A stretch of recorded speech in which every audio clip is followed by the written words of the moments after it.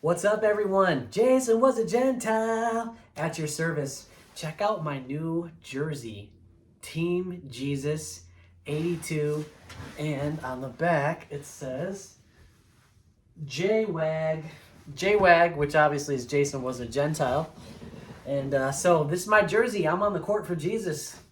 And so I bought this so I can wear this to the gym and wear it around, and maybe people will see me and they'll say something. It'll open up conversation so we can talk about Jesus. All right, right now what we're doing is we're doing a Bible study. We're working our way through Luke. So let's see here. We're going to make this 10 minutes if we can. And so basically, John the Baptist is about to be born. That's where we're at. And so Mary is pregnant with Jesus. Elizabeth, a woman named Elizabeth, is pregnant with John, who will be called John the Baptist. And so that's here. And Elizabeth's husband, his name is Zacharias. Right now, he's like mute because an angel came to him and then he showed doubt, so he made him mute. And that's in the other Bible studies previously. So look at the other ones, and they're all numbered, by the way, from where I started with this. All right, so now, here we go. Now, Elizabeth's full time came for her to be delivered, and she brought forth a son. So full time means it's time for her to like have the baby, and she had a son. When her neighbors and relatives heard how the Lord had shown great mercy to her, they rejoiced with her. In great mercy, I think what we're talking about here, what we mean by great mercy, is that Elizabeth was barren. She couldn't have a child, and she was older. And so what they interpret that as great mercy, that she was barren, she couldn't have a kid. Well, you could have a child, and that's such a blessing. And so her neighbors rejoiced with her because they interpreted that as the Lord showing her great mercy. Because to be barren is kind of like, in society at this time, it was like that person was kind of looked down upon. And so, all right, so it was on the 8th day that they came to circumcise the child, that they would have called him by the name of his father, Zacharias. Now, just real quick, the circumcision thing is, it's a Jewish custom. Later, after Jesus comes and he dies on the cross, and he raises on the 3rd day and he ascends to heaven, then eventually the Apostle Paul, who Jesus will present himself to, the Apostle Paul wrote letters, and those letters are the majority of the New Testament. That at some point in time, the Apostle Paul will say, circumcision is really not something you need to do. But at this point in time, it's a custom, and they feel that it's something that you need to do, the Jewish people of this time. All right, so John the Baptist is circumcised. They circumcised the child, and they would have called him by the name of his father, Zacharias, right? So they were fixing to name John Zacharias. Now remember, the angel Gabriel came to Zacharias while Zacharias was in the temple and burning incense, and he's a priest. He's in the temple by himself. Gabriel presents himself to Zacharias and like, whoa, he says, you're going to have a child and you're going to name him John. So Zacharias knows this, but then Zacharias responds with doubt, like, how is that even going to be possible? The angel Gabriel makes him so he can't talk anymore. He's not even able to speak. And so right now, Zacharias is not able to speak. So where we're at is that John, the baby's born, circumcised, and then they're going to name him Zacharias after his father, which is, typical. Probably typical, I'll bet. And his mother answered and said, no, he shall be called John. So she's on the same page, obviously. And she's also acting in obedience. That's what Gabriel says you're going to name the child John. So she's doing what Gabriel tells her to do. And so she's following instructions. That's called obedience. And that's not a popular term for the Western Americans. Obedience, we don't like that. And no, he shall be called John. But they said to her, there is no one among your relatives who is called by this name. So it's obviously their rebuttal is like, but hold up, like there's nobody in your family called John. Like, what are you talking about? You know what we do? We name people Zacharias. Like, what's up? And so they made signs to his father what he would have called him. So they're like, well, what would you call him? Because so Elizabeth is like, no, it's going to be John. So they're like, okay. So then they turn to Zacharias, and because like he's going to make the decision, and so they're making signs to Zacharias, like, come on, like, because he's the father. He's like, whoa, she's talking about John. Like, what's going on here? She's crazy, man. And he asked for a writing tablet and wrote on the tablet saying, his name is John. So they all marveled. All the people were like, what? He wrote John? Like, he agrees? Immediately his mouth was opened and his tongue loosed, and he spoke, praising God. So he acted in obedience to what Gabriel said. And Gabriel said to John, when he told Gabriel that when Gabriel told Zacharias that him and Elizabeth were going to have a baby, Gabriel said, I stand in the presence of God. And so now Zacharias knows this.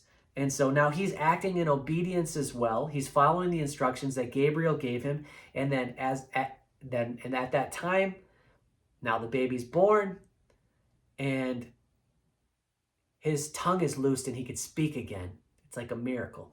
It's a miracle that it's a somewhat of a miracle that he couldn't speak anymore, and somewhat of a miracle, and definitely a miracle that he can now speak again. And it's all, and this is all has to do with obedience.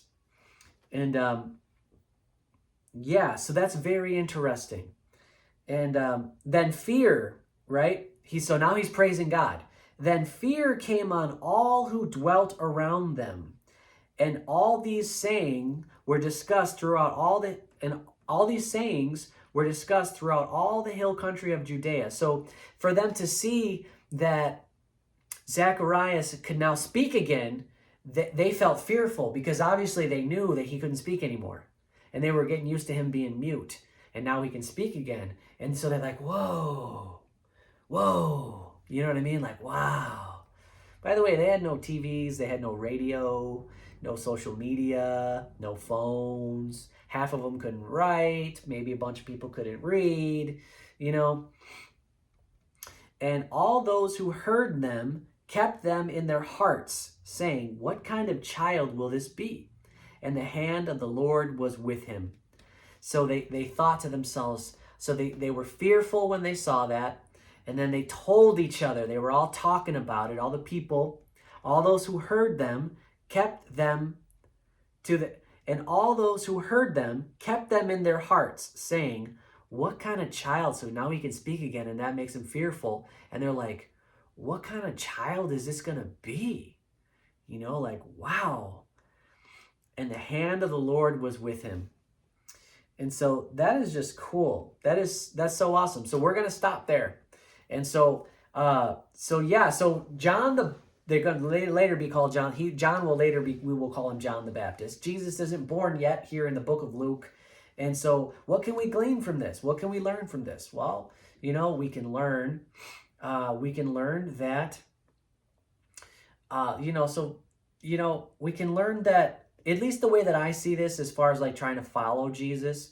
So we believe in Jesus in our heart and say it out loud with our mouth that Jesus is Lord, and you'll be saved. But then what you do is you do this. You get to know what you get to reading the Bible.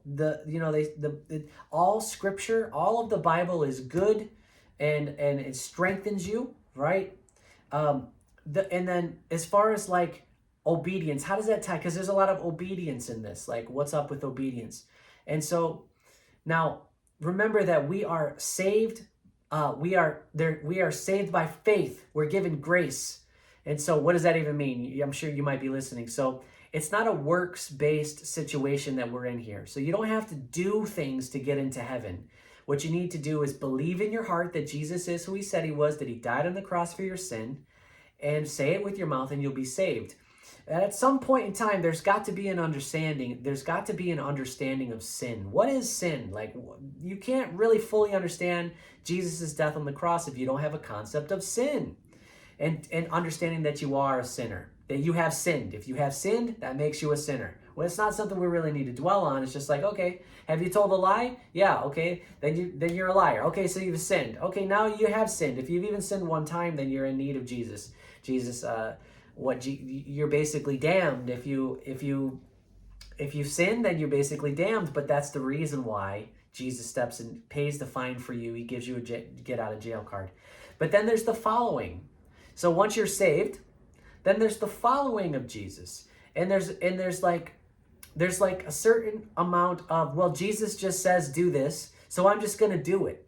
And I don't know why. I don't know why Jesus is telling me that I shouldn't lust. I don't know why he says I should just look away. Jesus says on the Sermon on the Mount, he says, if your eye causes you to sin, cut it out. What he's saying, I believe, what he's saying is look away. Guard your eyes, look away.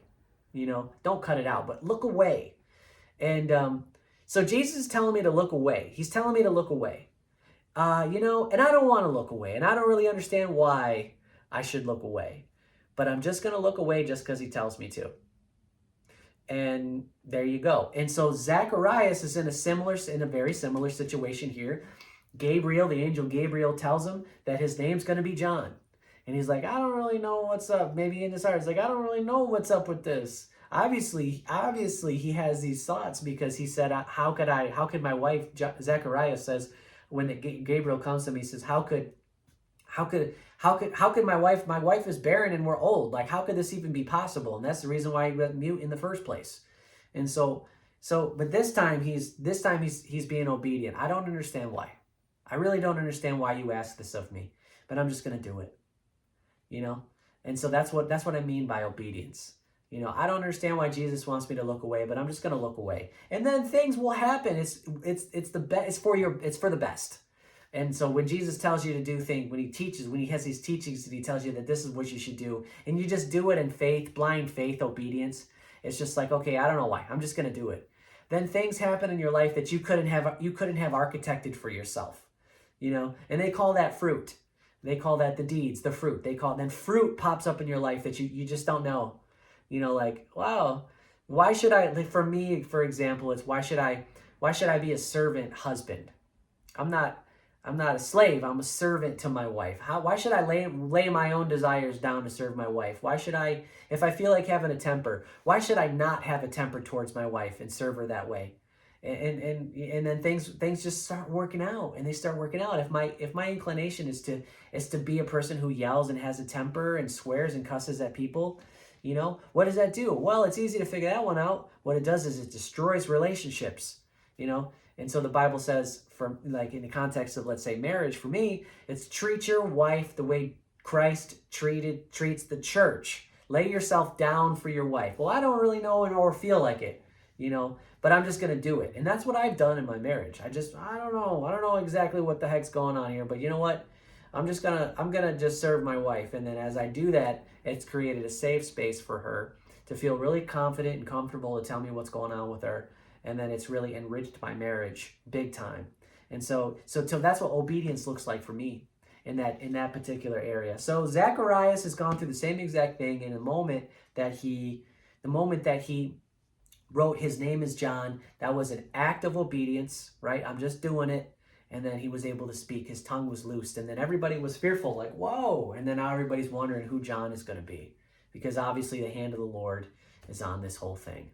And so, so that's really cool. So I'm hoping that this Bible study was really interesting to you. And I'm hoping that it helps you to dive into the Bible. And even if you're just diving into the Bible here, let's do it. And I hope you continue to pray. I hope the music you listen to, I hope you continue to make choices to listen to as much as you can, Christ-centered music, Jesus music. And I hope that you push out the things of the world as much as you can and have the things that are of God into your mind. So your mind can be full of righteous things, and righteous things are things of God as often as possible. And I hope that your mind just gets filled with all those things so you can do a thing called walking in the Spirit. And as you walk in the Spirit, I hope that you see opportunities to expand and share the message of Jesus Christ on the cross. And may you be bold. May you be courageous. I hope you have courage. I pray that you have courage. And I pray that you strengthen yourself in the Word so it can be in your mind so you can have the knowledge to be able to speak out into the public square the miraculous, wonderful message of Jesus Christ and his death on the cross. All right, we'll see you on the next one. Team Jesus!